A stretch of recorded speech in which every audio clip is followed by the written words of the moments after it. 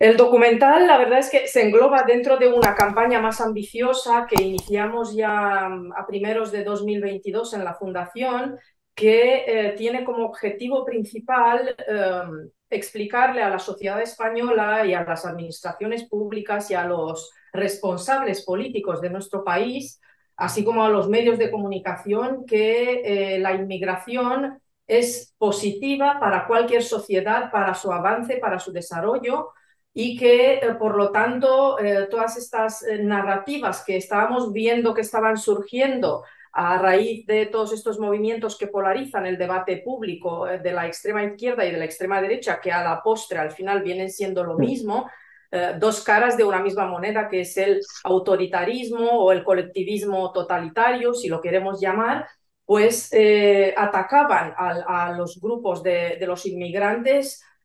Esto es, esto es La Inquietud con Garrett Edwards. El lugar donde hay más preguntas que certezas.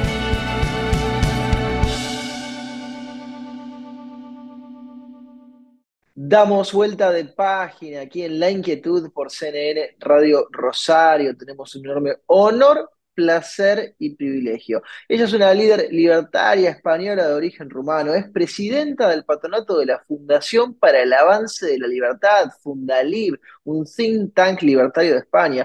Es también miembro de la red Atlas y graduada de la Atlas Leadership Academy y TTMBA en gestión de fundaciones y think tanks. Yo también tuve la oportunidad una vez de hacer ese curso. Es doble licenciada en Derecho por la Universidad Privada Ecológica y la Universidad Pública de Bucarest. No es otra que Roxana Nicula. Roxana, es un placer tenerte aquí con nosotros. Garrett Tebas te saluda. Un placer, Gareth. La verdad es que estoy muy contenta de poder estar en el programa y que los oyentes en América Latina y en Argentina pues conozcan un poco nuestro trabajo. Es un placer, como decía Roxana, tenerte aquí con nosotros. Lanzaron hace muy poco un documental muy interesante en la Fundalib, Inmigrantes, Empresarios, Valor sin Fronteras. ¿De qué se trató ese documental, Roxana? El documental, la verdad es que se engloba dentro de una campaña más ambiciosa que iniciamos ya a primeros de 2022 en la Fundación, que tiene como objetivo principal explicarle a la sociedad española y a las administraciones públicas y a los responsables políticos de nuestro país, así como a los medios de comunicación, que la inmigración es positiva para cualquier sociedad, para su avance, para su desarrollo, y que, por lo tanto, todas estas narrativas que estábamos viendo que estaban surgiendo a raíz de todos estos movimientos que polarizan el debate público de la extrema izquierda y de la extrema derecha, que a la postre al final vienen siendo lo mismo, dos caras de una misma moneda, que es el autoritarismo o el colectivismo totalitario, si lo queremos llamar, pues atacaban a los grupos de los inmigrantes y evidentemente en la Fundación pues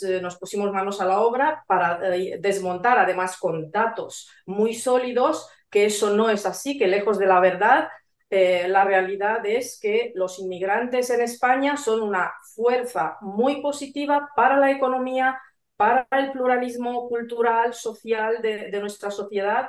Y a raíz del estudio que realizamos y del cual se hace además el documental ECO, estuvimos ya con diferentes reuniones con responsables de servicios de inmigración en diferentes gobiernos regionales. Tenemos pendientes diferentes contactos también a nivel del gobierno nacional, pero al mismo tiempo queríamos también hablar un poco con el corazón, por así decirlo, ¿no? Con las emociones, y queríamos además pues ponerle cara a lo que es la inmigración, y frente a las narrativas que siempre nos presentan a los inmigrantes, pues que vienen en unas condiciones deplorables y que malviven en unas condiciones deplorables en pisos patera, o que vienen en embarcaciones que muchos se hunden a la deriva antes de llegar pues, a las costas del mundo desarrollado. Nosotros pues escogimos a los inmigrantes empresarios, a los que empiezan de la nada o con muy poquito o con algo de ahorro que tienen, y se lanzan, montan su propio negocio, un negocio más pequeño o mediano o ya algo más ambicioso, como una de las historias de uno de los inversores que nos cuentan un poco su periplo, ¿no? Como inmigrante chino que vino a España. Y quisimos mostrar pues esto, que realmente los inmigrantes no solo tienen una visión y una fuerza de voluntad para tirar adelante que muchas veces en nuestras sociedades como que Mm. se ha olvidado, con tanto estado del bienestar, pues al final acomoda a la gente a no arriesgar, a no Se ha pensar perdido fuera. la cultura del esfuerzo y del sacrificio, ¿no? Un poco. Exacto, en efecto. Entonces es un poco esa historia de superación, por un lado, y por otro lado también, pues con los datos que te comentaba, descubrimos, yo ya intuía que esto iba a ser así, pero ya al ver los datos oficiales, ¿no? Resulta que en España los negocios de los inmigrantes se consolidan antes que los de los nacionales. Impresionante. Sí, 3,4 veces superior la tasa de consolidación y de ya llegar a sobrevivir frente a los negocios que abren los nacionales. Los inmigrantes, por ejemplo, son muchísimo más cumplidores con las normas. Los inmigrantes contratan sin peros a gente de otras nacionalidades, empezando, por supuesto, por los españoles. Pero te encuentras que en su modelo de negocio siempre va a haber mucha multiculturalidad y mucha gente de diferentes países. No es todo un solo país. Entonces, frente a los datos, ¿no? Y al relato objetivo que soportan esos datos, ninguna narrativa como la que hemos estado padeciendo y por desgracia sigue repitiéndose desde las tribunas de los parlamentos, ahí donde este tipo de extremistas tienen ya representación política, pues nosotros venimos a dar la verdadera cara de la historia de la inmigración en España. Porque es una Europa, Roxana, que en los extremos, como vos decías ahí con cara y contra cara de una misma moneda, ha intentado o va cerrándose, ¿no? A la inmigración y a la posibilidad del libre movimiento. En efecto, parece que estuviéramos otra vez en una especie de revival del pacto Ribbentrop-Molotov. Recordemos que llevó al final a desembocar en la Segunda Guerra Mundial, que acabó con millones y millones de muertos, con persecuciones, con destrucción masiva, y al final pues vimos que ambos, de alguna manera, socialismos de derechas y de izquierdas, pues a la postre se ponen de acuerdo para aniquilar a los librepensadores, a los innovadores, a los que vienen de otras culturas, y parece ser que estamos otra vez como en ese revival, también en parte como respuesta al hastío que tiene la sociedad europea, probablemente de tanto hiperestado que se está Mm. metiendo en nuestra vida y tanta gente que realmente pues en los diferentes planes educativos que al final se mandan desde los ministerios, porque no tenemos libertad educativa en Europa, y hay que decirlo, y en especial en España. En el norte de Europa todavía la hay, es decir, comparado con España, pero en España Claro, los alumnos no aprenden cómo funciona la economía, y estamos hablando de generación tras generación. Entonces, si no entienden que el Estado no es rico per se, sino mm, que los ciudadanos, con su ingenio, como los inmigrantes empresarios, pues se la juegan toda y montan su negocio y generan valor y generan riqueza, y después viene el Estado y mete la zarpa y se lleva una muy buena parte de todo eso para luego distribuir a criterio de una élite que sí, de financia vaya a sus saber quién preferencias es. con el dinero de todos al final. Pues claro, esto se hace una bola de deuda, la gente pues dice, bueno, es que el Estado me ha prometido tal y tal derecho, que no es eso, y no está cumpliendo después de quitarme tanto e inmiscuirse en mi vida. Entonces, claro, por desgracia, como no tienen esa formación para entender cómo funcionan las promesas, ¿no? de los líderes y que no son gratis nunca, pues al final caen presos de diferentes movimientos pendulares, de extremos, en vez de realmente pensar, pues ponerse a pensar y decir, a ver, este señor me está prometiendo una serie de cosas, pero ¿de dónde me lo va a dar? Claro. A base de Roxana, perder mi libertad. Así sí. es como lo vamos a conseguir. Exactamente. Además, desde Fundalib, corregime si me equivoco, ya desde hace un tiempo están llevando otra iniciativa muy interesante, primero en España y que luego han expandido a otras partes del mundo, que tiene que ver con lo que podríamos llamar una suerte de índice de libertad económica. Es así, Roxana, que han medido ciudad por ciudad en España y lo han replicado en otras partes, con otros partners, con otras organizaciones o incluso ustedes mismos, para ver cuán libres son las ciudades en distintas partes del mundo. En efecto, Gareth, nosotros al final, pues lo que pretendemos es que la sociedad llegue de una manera muy empírica a entender que las ideas de la libertad son las que mejor funcionan para solucionar los problemas y los retos que nos encontramos en el día a día. Y a partir de ahí empezamos, como nos hemos especializado en una de las áreas de actividad de la Fundación, en la investigación comparativa, empezamos a tener esa curiosidad de ver qué tal libres son nuestras ciudades.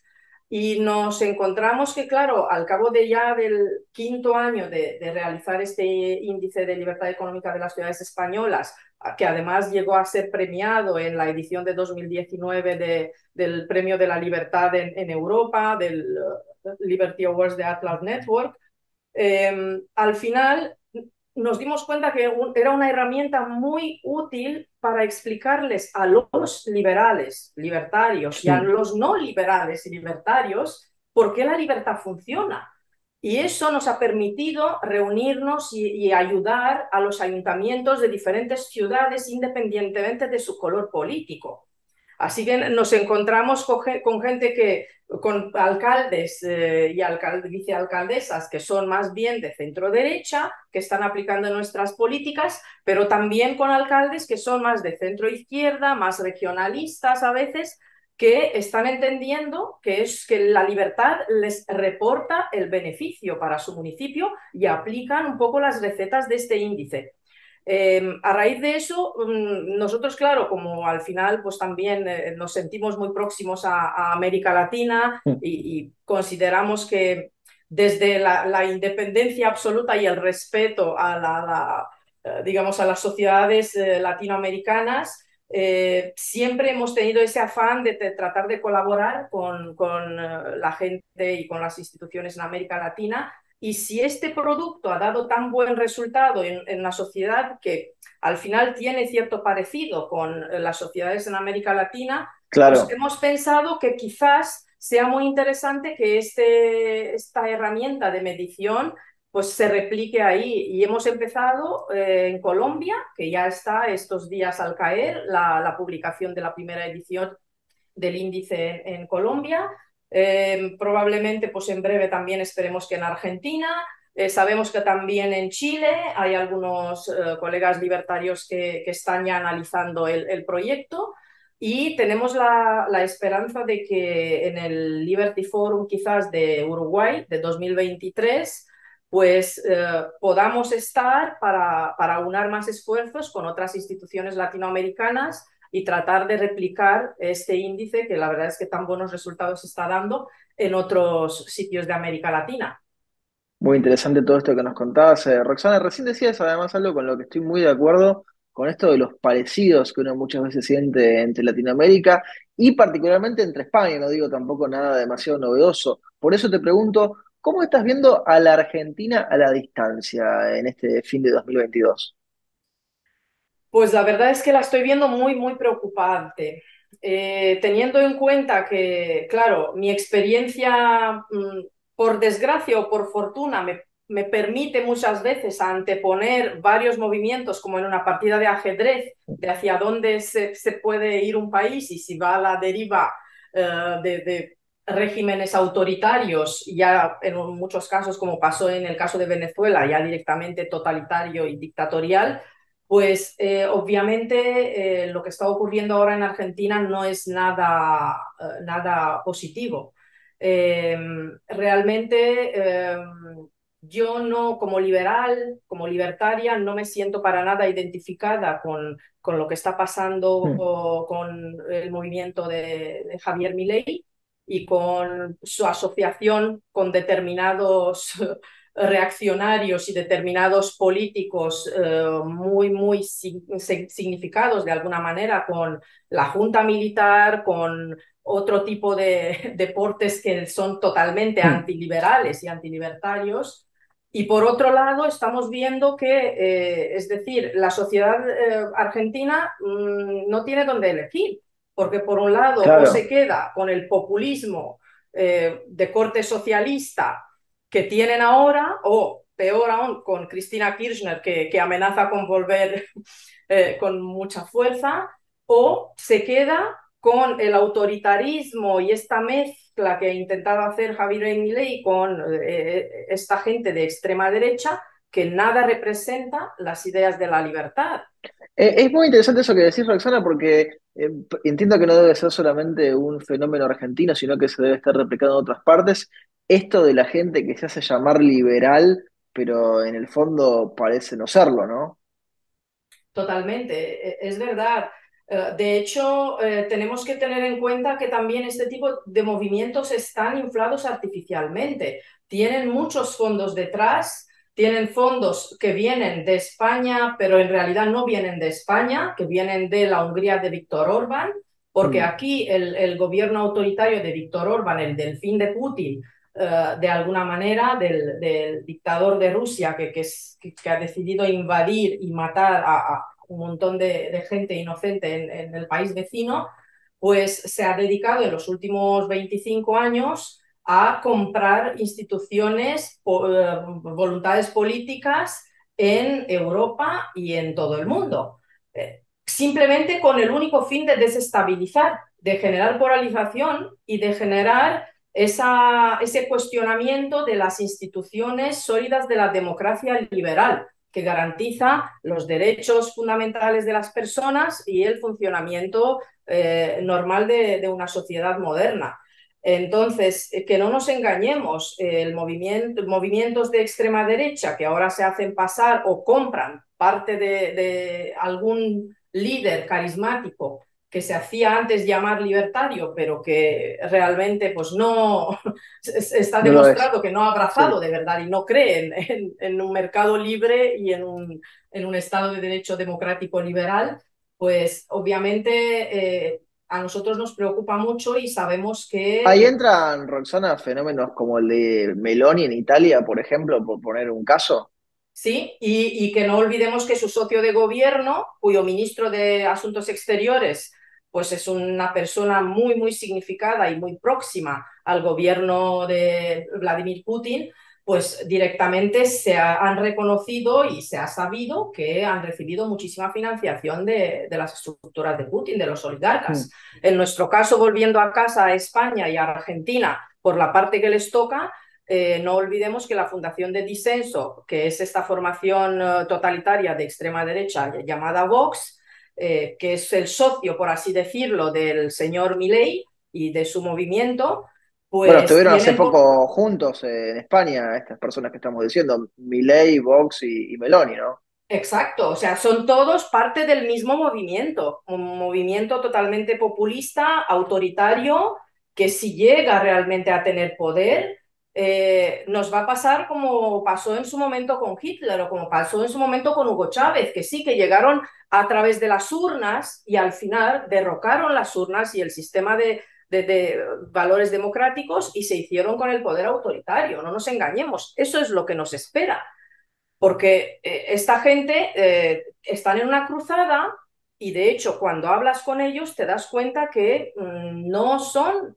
personas que vayan a respetar unas reglas del juego que nos hemos dado en las sociedades libres, sino todo lo contrario, ellos tienen un modelo y lo mismo que los comunistas quieren hacer ingeniería social en base al hombre nuevo y a la mujer nueva según Mm. su obsesión, ¿no? Según sus preceptos marxistas, ellos en la parte de la extrema derecha tienen lo mismo y quieren hacer ingeniería social, pero para su lado.